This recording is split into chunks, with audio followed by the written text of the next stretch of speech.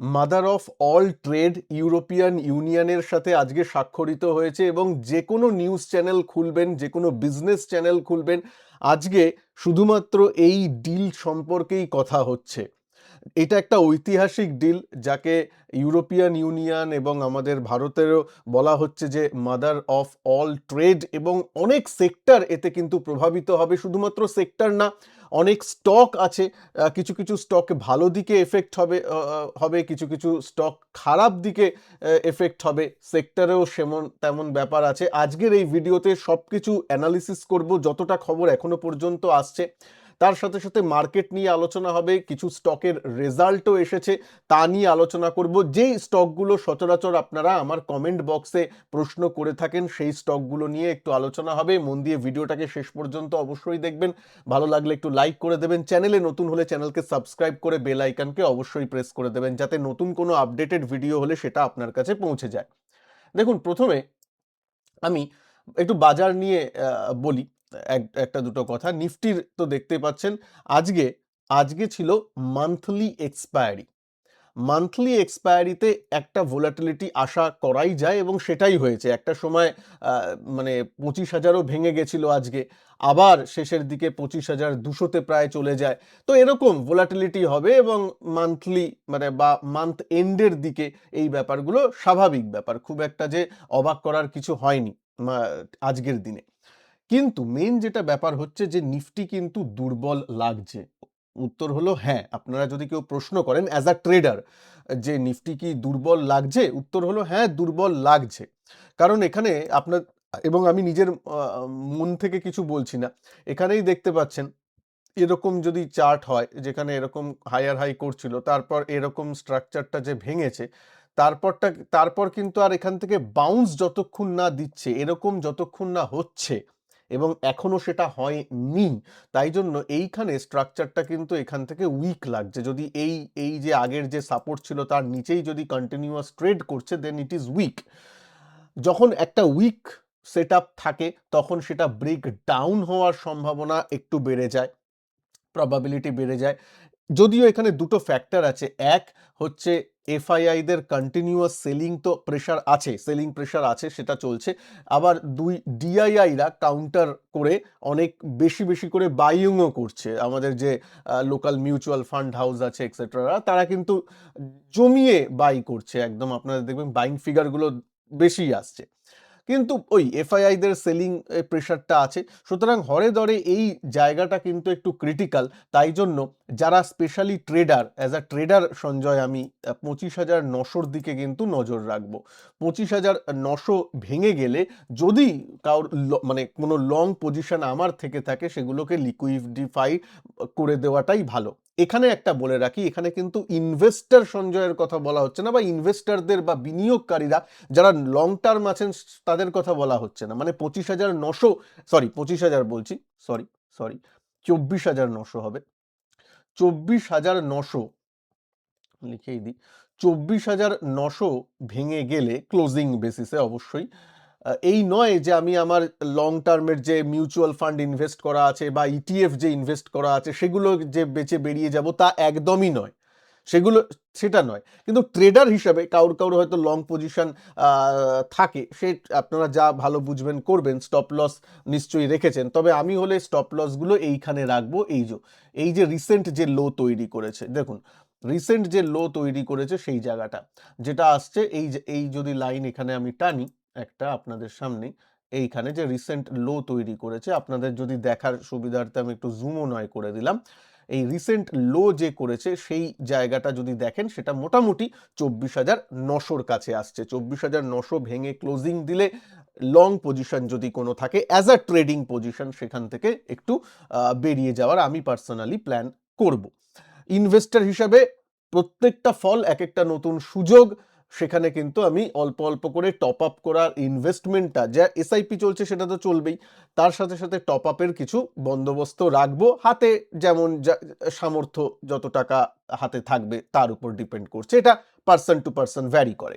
ঠিক আছে, সুতরাং ইনভেস্টমেন্ট নিয়ে চিন্তার কারণ নেই। কিন্তু যারা ট্রেড করেন তাদের যে এই কথাটা আমি অনেক আগেই বলেছি, আবার একটু বলে দিই। আমার ভিডিওতেই এইখানে 2 উইক আগেই আমি বলেছিলাম সাবধান, একটু মার্কেট স্ট্রাকচারও উইক হচ্ছে, সুতরাং একটু সাবধান থাকবেন। প্লাস অনেক নিউজ ফ্লো এসেছে, আপনারা জানেন গ্রিনল্যান্ড, ইরান, অনেক কিছু নিয়ে এসেছে। তো সেগুলো নিয়ে একটু সাবধান আপনাদের ট্রেডারদের আগে থেকে করে রাখা ছিল। এবার আসি আমি, কিছু স্টকের রেজাল্ট এসেছে, তার জন্যে কিন্তু তারা দারুণভাবে রিয়্যাক্ট করেছে। যেমন কোটাক ব্যাংক, কোটাক ব্যাংকের রেজাল্ট অতটা আহামরি হয়নি এবং তার জন্য দেখতেই পাচ্ছেন 3-4% নেগেটিভ, এবং কোটাক ব্যাংকের মতো একটা বড় ব্যাংক। এশিয়ান পেন্টস, যেটা সব থেকে আপনাদের প্রিয় অনেকের stock, Asian paints, Asian paints দেখুন অনেক বছরই বলতে পারি বা অনেক মাস ধরেই কিন্তু ও কনসোলিডেশন ফেজে আছে। তারপর এখানে একটা ভালো প্যাটার্ন তৈরি করে একটু উপরে ওঠার দিকে যাচ্ছিল, higher high higher low pattern করে, কিন্তু সেই প্যাটার্নটা এই ইদানিং হলো একদম ভেঙে গেছে এবং আজকের রেজাল্টের পর কিন্তু আরো ভেঙেছে। একটা সময় 4%-এর মতো মাইনাস ছিল, বাজার বন্ধ হতে হতে 3% মাইনাসে দিয়েছে। রেজাল্ট কি খুব একটা খারাপ হয়েছে? না, খুব একটা খারাপ হয়নি, কিন্তু স্ট্রিট যা এক্সপেক্ট করেছিল তার থেকে একটু কম। মানে স্ট্রিট যা এক্সপেক্ট করেছিল যতটা ভলিউম গ্রোথ হবে সেটা হয়নি, স্ট্রিট যতটা এক্সপেক্ট করেছিল যে যতটা প্রফিটেবিলিটি আসবে সেই প্রফিট ফিগারটা অতটা আসেনি এরকম। কিন্তু এইটা তো আগে থেকেই জানা উচিত ছিল, কারণ জানেন একজন বড় প্লেয়ারও মার্কেটে নেমেছে রঙের ব্যবসায়, সুতরাং একটু মার্কেট শেয়ার যাবে, একটু ভলিউম কমবে, এটা তো স্বাভাবিক ব্যাপার, এগুলো জানা কথা। কিন্তু যখন রেজাল্টটা ওই যতটা এক্সপেক্ট করা হয়েছিল ততটা না আসে, তার জন্যই এরকম রিয়াকশন। তো রিয়াকশন দিয়েছে, ঠিক আছে, মেনে তো নিতেই হবে। তো এশিয়ান পেন্টস নিয়ে আলাদা করে কিছু বলার নেই, কনসোলিডেট করছে, খারাপ কোম্পানি নয়, ভালো কোম্পানি, কিন্তু ওই ভালো কোম্পানি এখন একটু ভালো সময় যাচ্ছে না বলতে পারেন, সেই অনুযায়ী হচ্ছে। ইভেন তার সাথে সাথে আরও একটা ব্যাপার আছে, দেখুন এই এশিয়ান পেন্টস, তার থেকে বড় বড় এইগুলো তো বড় বড় কোম্পানি, 3,000 টাকা দামের স্টক এরকম, এইগুলোতে তো মানে আমি আপনি বা রিটেলাররা বেশি থাকে না, কয়েকজন থাকেন ঠিক আছে, রিটেলাররা বেশি থাকে না, এগুলোর যে মেন হোল্ডিং সেগুলো থাকে এফআইআই, ডিআইআই। এবার এফআইআইদের তো কনস্ট্যান্ট সেলিং হচ্ছে, ডিআইআইদের মানে মিউচুয়াল ফান্ডের টপ 10 পোর্টফোলিও খুলে দেখুন, টপ 10-এর মধ্যে এশিয়ান পেন্টস নেই। তার মানে এদের যে স্ট্রং হোল্ডিং আছে এশিয়ান পেন্টসে তাও নয়, আর এফআইআইদের সেলিং চলছে, তাই জন্যই স্টকগুলো দাঁড়িয়ে আছে। আবার এফআইআইদের ফিরতে দিন, তারপর দেখবেন এইসব স্টকই র্যালি করবে, ঠিক আছে, তখন হয়তো সুযোগ দেবে না। তাই জন্যই বলছি যে ব্যাপারটা ওরকম নয়, ব্যাপারটা এবার কখন সেই ব্যাপারটা আসবে, অনেক কিছু ফ্যাক্টর আছে এফআইআইদের আসার জন্য। যেমন প্রথমে তো টাকাটাকে দাঁড়াতে হবে, টাকা 91-এ চলে গেছে, ডলার আর আইএনআর এর ব্যাপারটা, সেগুলো একটু স্টেবল হতে হবে, একটু ট্রাম্পের যে খামখেয়ালিপনা সেগুলো একটু কমতে হবে, যাতে ওই ট্রেড ওয়ার বা এই জিনিসগুলো না তৈরি হয়। এরকম করার পর আস্তে আস্তে জিনিসগুলো হবে, যাকে বলে কন্ডিউসিভ ফর ইন্ডিয়ান ইকোনমি। হ্যাঁ, ইউরোপের সাথে ডিল সেটা তো হচ্ছেই, এবার ইউরোপের সাথে একটু ডিলে আসবো, তারপর আমি আরো এই যে স্টকগুলো আছে সেগুলো নিয়ে কথা বলবো। যে মাদার অফ অল ডিলটা হয়েছে, আমি নিফটির চার্টটাই খুলে রাখি, সেটাতে কিছু কিছু সেক্টরের কিন্তু একটু ভালো হয়েছে আবার খারাপও হয়েছে। প্রথমে একটু খারাপের একটা দিক বলি, সেটা হচ্ছে অটো সেক্টর। অটো সেক্টরের কি হয়েছে, আগে লাক্সারি কার, স্পেশালি লাক্সারি কারের কথা বলছি, লাক্সারি কার যেগুলো ইউরোপ থেকে ইম্পোর্ট করা হতো সেগুলোর উপর ট্যাক্স বা ইম্পোর্ট ডিউটি বলুন, ট্যাক্স বলুন, সেগুলো অনেক বেশি ছিল, সেগুলোকে এখন অনেকটা কমিয়ে দেওয়া হয়েছে, অনেকটা কমিয়ে দেওয়া হয়েছে। এবং তার জন্য কি হলো, ওইসব কারগুলো বা ওইসব গাড়িগুলো আমাদের বাজারে ঢুকবে, এবং তার জন্য আমাদের যে ভারতীয় ব্র্যান্ড আছে তারা যে হাই এন্ডের কার যেগুলো তৈরি করে, সেই সেই সেগমেন্টটার উপর একটু প্রেশার পড়বে, এবং তার জন্যই দেখবেন আজকে এমএনএম, মাহিন্দ্রা এরাও হাই এন্ডের একটু লাক্সারি কার কিছু কিছু রাখেন, তাদের একটু আজকে দেখবেন ভালো শার্প ডাউনসাইড রিয়াকশন দিয়েছে, প্রায় 4-5%-এর মতো নেগেটিভ হয়েছে। টাটা মোটর প্যাসেঞ্জার ভেহিকেলও একটু নেগেটিভ হয়েছে, তাও কিন্তু এমএনএমটা বলার মতন ছিল, তাই জন্য আমি বললাম। নাহলে দেখুন এমএনএম এর চার্ট দেখুন, বেশ উপরের দিকেই যাচ্ছিল, এবং তারপর থেকেই এবং আজকের রিয়াকশনটা একটু শার্প দিয়েছে। তো এবার আপনারা বলতে পারেন যে কজন আর লাক্সারি ব্র্যান্ড কেনে, কজন আর এই করে, আমি আপনাদের সাথে একমত, কজন আর কেনে, কিন্তু যাই হোক একটা সেন্টিমেন্টের ব্যাপার আছে, তো একটা গাড়ি বিক্রি হলেও তো বিক্রি হতো, তাই নয় কি, তাহলেও তো প্রফিটেবিলিটি বা সেলসের উপর একটু নেগেটিভ এফেক্ট পড়তে পারে, বাজার এটা মনে করছে, তাই জন্য ব্যাপারটা হচ্ছে। তো অটো সেক্টরের উপর কিন্তু একটু নজর দেবেন, যদিও আমার মনে হয় অটোর যন্ত্রাংশ যারা তৈরি করে তাদের জন্য, ইন্ডিয়ান কোম্পানি যারা অটো যন্ত্রাংশ তৈরি করে, আমার মনে হয় তাদের জন্য সিলেক্টিভলি, তাদের জন্য একটু ভালো হলেও হতে পারে, পারে, যারা স্পেশালি ইউরোপের দিকে করেন, মাদারসান সুমি থেকে শুরু করে, যদিও এই স্টকগুলো মানে আপনি যদি একটু মিডিয়াম টার্মে দেখেন আন্ডার পারফর্ম করছে, আই নো, কিন্তু কিন্তু আশা করি একটু পরবর্তীকালে এই সবের ডিলের জন্য একটু ইউরোপের দরজা যখন খুলবে, তখন এই ওইএম মানে বাইরে থেকে গাড়িগুলো যে আসবে তাদের তাদের যে যখন সার্ভিসিং হবে, সেই সার্ভিসিং করতে তো সে লোক ইউরোপে যাবে না, তখন ওই সব জিনিসগুলো আমাদের এখানেই হবে। তো তার জন্যে সেই তাদের একটু ব্যবসাটা একটু বাড়তে পারে, যদিও auto sector as a auto সেক্টরের জন্য একটু খারাপ, অ্যাজ আ কনজিউমার অনেকের ভালো, কনজিউমাররা একটু কম দামে ব্যাপারগুলো পাবেন, কিন্তু সেটা তো কথা হচ্ছে না, আমি কোম্পানির পার্সপেক্টিভে বলছি। আচ্ছা, আরেকটা সেক্টর যেগুলোর একটু ভালো হবে সেই দিকে একটু নজর দিই, সেটা হচ্ছে ফার্মা অ্যান্ড কেমিক্যাল। যদিও সেই সেক্টরগুলো আজকে সেই অর্থে তেমন কোনো রিয়্যাক্ট করেনি, তবে ফার্মা দেখতে পাচ্ছেন, ফার্মা কিন্তু আজকে ফার্মা সেক্টরটা, আমি ফার্মা বিজের জাস্ট চার্ট করছি, এটা ওই নিফটি ফার্মার মতোই রিয়্যাক্ট করে, আজকে সেটা কিন্তু পজিটিভে বন্ধ দিয়েছে। মার্কেটে এত উতার চড়াও ছিল, অনেক সেক্টর নেগেটিভ রিয়্যাক্ট করেছে, কিন্তু এ মোটামুটি জায়গায় দাঁড়িয়ে আছে, কারণ ইউরোপে আমাদের ফার্মা সেক্টরের অনেকে ব্যবসা করে, ফার্মা অনেক এক্সপোর্ট করি আমরা, তো সেক্ষেত্রে ফার্মাসিউটিক্যালের দিকে একটু ভালো, যদি ট্রেড ডিল ফিল হয় সেটা। কেমিক্যাল তাও ঠিক আছে, কারণ ইউরোপে আমরা অনেক কেমিক্যাল কোম্পানি আছে যারা বিদেশে আমরা এক্সপোর্ট করি, তাদের জন্যও ভালো, যদিও আজকে সেই অর্থে রিয়্যাক্ট করেনি। আমি এসআরএফ আর দীপক নাইট্রাইট ওপেন করে রেখেছি আপনাদের সামনে, কারণ এগুলো নিয়ে আপনাদের প্রশ্ন আসে, এইগুলো আমি কভার করছি না। এই যে স্টকের লিস্টটা দেখছেন বা স্টক যেগুলো নিয়ে কথা বলছি, অ্যাজ আ ডিসক্লেমার বলে রাখি, কোনো ফিনান্সিয়াল অ্যাডভাইস তো একদমই নয়, কিন্তু তার সাথে সাথে ভাববেন না যে এগুলো আমি কভার করছি, তা নয়। এগুলো নিয়ে আপনাদের প্রশ্ন থাকে, আপনাদের এই স্টকগুলো খুব প্রিয়, তাই জন্য আইটিসিকেও আমি রেখেছি, দেখবেন আইটিসি নিয়েও আলোচনায় আসবো, তো তার জন্যই আলোচনা করছি, ঠিক আছে। এবং বরুণ বেভারেজও রেখেছি, ভিবিএল, সেটা নিয়েও আসবো। ভিডিওটাকে প্লিজ লাইক করে দিন, ঠিক আছে।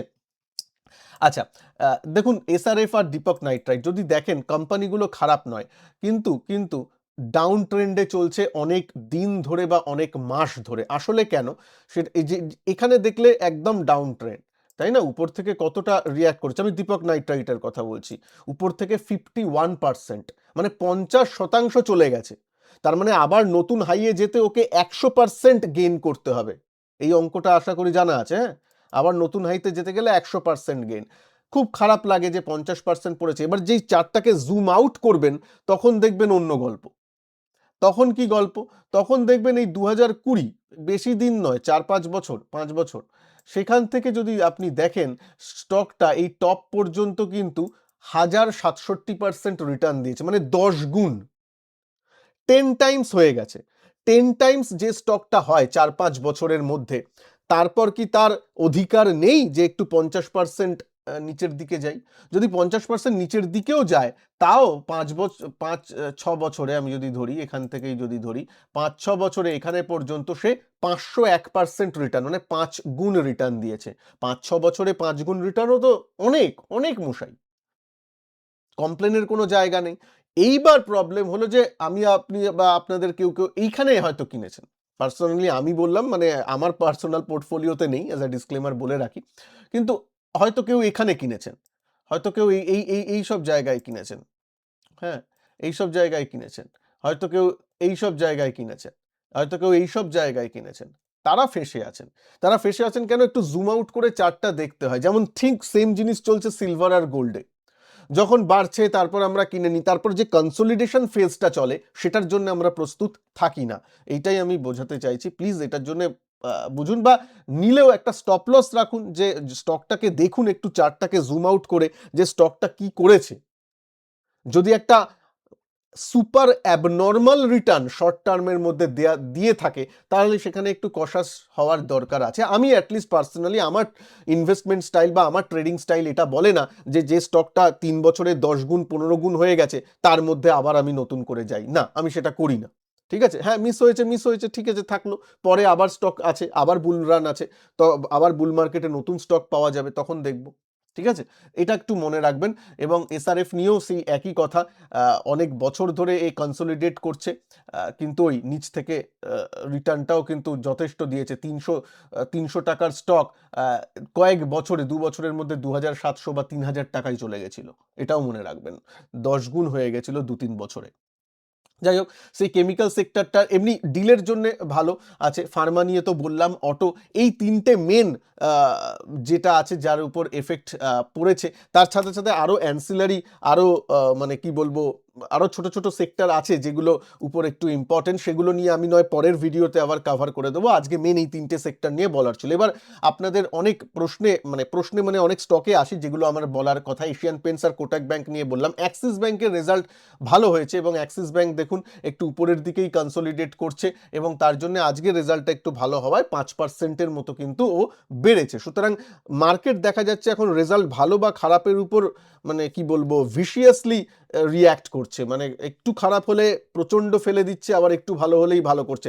যেমন ইনফোসিস যেদিন রেজাল্ট হয়েছিল পরের দিন 5% বেড়েছিল। হ্যাঁ, একটা লার্জ ক্যাপের 5% মানে অনেক বড় ব্যাপার।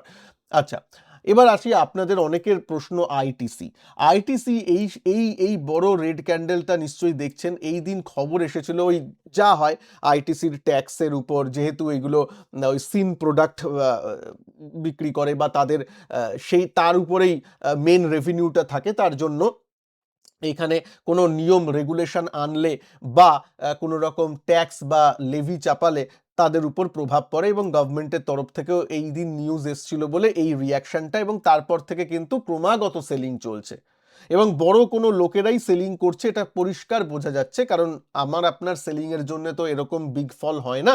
যদি এই পার্টিকুলার এই ফলটাই দেখেন, এই ফলটাই হচ্ছে আপনার এখান থেকে, আমি যদি এখান থেকে ফলটা আজ এখনো পর্যন্ত দেখি প্রায় 20%-এর মতো।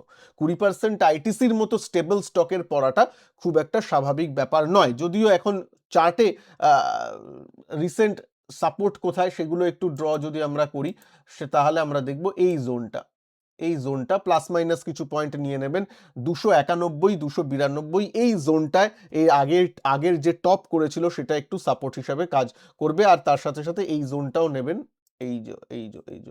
এই জোনটা এখানে আগে সাপোর্ট নিয়েছিল, এইখানে আগে সাপোর্ট নিয়েছিল, তারপর একটা র্যালি করেছিল এখানে। তো সেই তার দিকেই আসছে। যদিও আমি মনে করি যদি নিউজ ভিত্তিক হয় এইখানে কতদিন কনসলিডেট করবে বা এটা ভেঙে যায় কিনা সেটা একটু দেখতে হবে।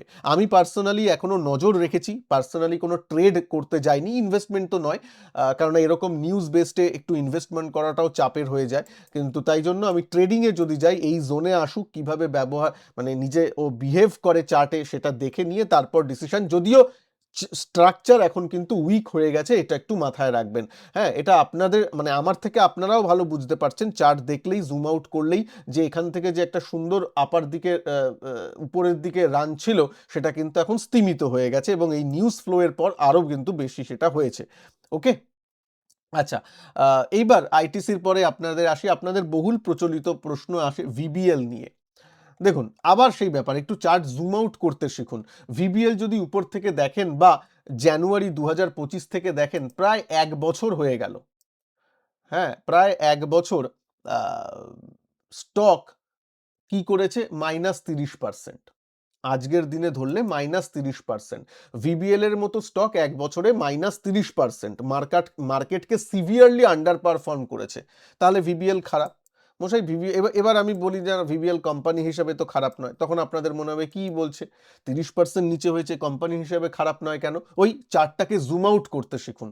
চার্ট জুম আউট করলেই দেখবেন এই ব্যাপারটা, গল্প এটা। এবার দেখুন তো, এবার বলবেন ভিবিএল আন্ডার পারফর্ম করছে, ভিবিএল মার্কেটকে আন্ডার পারফর্ম করছে বলবেন? বলবেন তো না।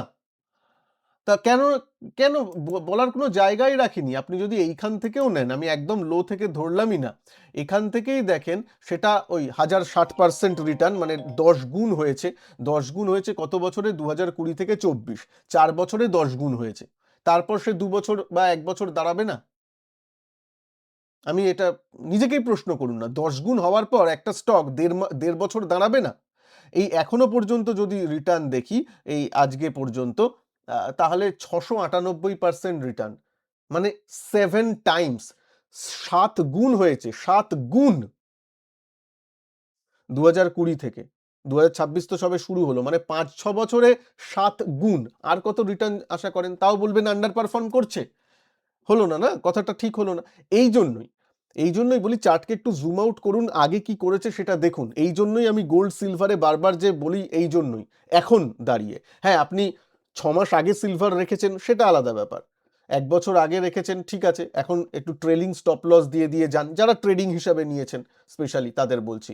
আর যাদের জুয়েলারি করা আছে, ধরুন সোনার গয়না টয়না গিন্নিকে কিনে দিয়েছেন, মাকে কিনে দিয়েছেন, সেগুলো আছে, সেগুলো তো আপনার অ্যাসেট হিসাবে থাকছেই ঘরে, ওগুলো নিয়ে তো আলাদা করে এই নয়, কারণ সোনার দাম বাড়লে তো ওগুলো নিয়ে বেচতে যাবেন না, তাই না? ওগুলো তো অ্যাসেট, ওগুলো ঠিক আছে। কেউ হয়তো ধানতেরাসে সময় গোল্ড কয়েন একটু কেনেন, একটু জমা করেন, গোল্ডের কিছু অর্নামেন্টস কেনেন, জমা করেন, সেগুলো তো অ্যাসেট হিসেবেই থাকছে, সেগুলোতে খুশিই থাকুন যে দাম বেড়েছে, নোশনাল ভ্যালু বেড়েছে, ওগুলো তো আর বেচতে যাবেন না মশাই, ওগুলো থাকছে ঠিক আছে, ওগুলো দিয়েই কাজ হয়ে যাবে। আলাদা করে ইনভেস্টমেন্ট করতে গেলে একটু সাবধানে করবেন, যে যখন একটা এতটা বড় র্যালি এসেছে তারপর কিন্তু হ্যাঁ করতে পারেন, সবই করতে পারেন, আপনার টাকা আপনি করবেন, কিন্তু তখন কনসোলিডেশন ফেজ যদি লম্বা চলে 1.5 বছর 2 বছর, তার জন্যও প্রস্তুত থাকুন। তখন আপনি ভাববেন না তো এ বাবা আমি ফেসে গেলাম, সব স্টক পারফর্ম করছে, 30% আমার স্টক নিচে, আর অন্যান্য নিফটি তো প্রায় লাইফ হাই এর কাছেই আছে, অন্যান্য স্টকগুলো লাইফ হাই এর কাছে আছে, ধরুন অ্যাক্সিস ব্যাংক, এমএনএম, এই কথার কথা আমি বলছি, এগুলো আছে, আমার স্টকটাই পারফর্ম করছে না। না, আপনার স্টকও পারফর্ম করেছে, আপনার স্টকও তো এমএনএম কি বিগত 4 বছরে 10 গুণ হয়েছে, কথার কথা বলছি, বা অ্যাক্সিস ব্যাংক কি 10-15 গুণ হয়েছে, আপনার তো ভিবিএল হয়েছে, কিন্তু আপনি 4 বছর আগে ভিবিএল নেননি, সেটা আলাদা ব্যাপার, কিন্তু সেই মানে চার্ট তো জানে না, বা সেই স্টকটা তো জানে না যে আপনি 4 বছর আগে ওতে ছিলেন না। তো এই জন্য বলছি প্লিজ এটা একটু জুম আউট করে চার্টটা দেখুন, একটু টেকনিক্যালকে নিয়ে জানুন, আর এই জিনিসগুলো আরো ইজি হয়ে যায় যদি আপনি একটু আর্টিফিশিয়াল ইন্টেলিজেন্সের সাহায্যে টেকনিক্যাল অ্যানালিসিসগুলোও করতে পারেন। তার জন্য স্পেশাল হাতে কলমে আমি করে দেখাবো আপনাদের সাথে। আমার যে কোর্সটা লঞ্চ হচ্ছে 1 ফেব্রুয়ারি থেকে, তার এনরোলমেন্ট অলরেডি চালু হয়ে গেছে, কিভাবে আর্টিফিশিয়াল ইন্টেলিজেন্সকে ইউজ করে নিজের টেকনিক্যাল ইন্ডিকেটর, নিজের টেকনিক্যাল সেট আপনি তৈরি করতে পারেন, তার সাথে সাথে বিনিয়োগ, যারা ইনভেস্টমেন্ট করেন তাদেরও ডেটা অ্যানালিসিসে সাহায্য করবে এআই এর ইউজ করে, কিভাবে করতে পারি আমি সব করে দেখাবো। 1 ফেব্রুয়ারি থেকে কোর্স চালু হচ্ছে, এই ভিডিও ডেসক্রিপশন বক্সে এবং প্রথম কমেন্টে লিংক দেওয়া আছে, সেখান থেকে জয়েন করে নেবেন। আমার সঞ্জয় টক্স এই অ্যাপটা গুগল প্লে স্টোর থেকেও ডাউনলোড করে নিতে পারেন, SANJOY, সঞ্জয় টক্স, TALKS, শুধু এই সঞ্জয় টক্স দিয়ে সার্চ করলেই গুগল প্লে স্টোরেও পেয়ে যাবেন, সেখান থেকেও এনরোলমেন্ট করে নিতে পারেন, ওই অ্যাপের মাধ্যমেই আমার ক্লাস হবে, জয়েন করে নিতে পারেন, দারুণ একটা এক্সপিরিয়েন্স হতে চলেছে সেই কোর্সটাতে।